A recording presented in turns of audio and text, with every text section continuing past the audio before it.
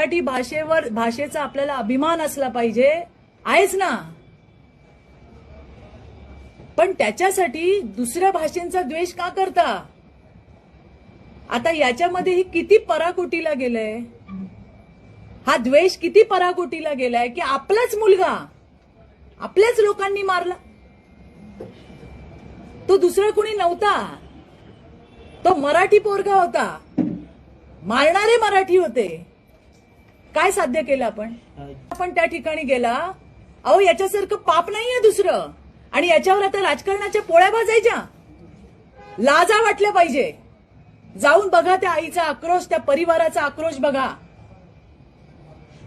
ज्या परिवाराने त्या मुलाला गमावलंय त्या आई बघा, वडील बघा, त्याचा सगळा परिवार त्या ठिकाणी बसलाय.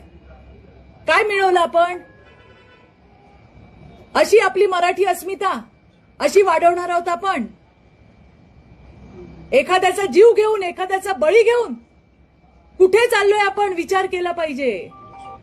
आणि म्हणून मला आता असं वाटायला लागले की हे भाषेवरचं जे असुरी प्रेम आहे ना, थांबवा. आता हे असुरी प्रेम थांबवा. आपल्या पोरांचे बळी जायला लागलेत, आपली मुलं मरायला लागली आहेत. पहिला बळी आज तिकडे गेला, आज पहिली ठिणगी आहे ही. आणि आता तरी सुधरा.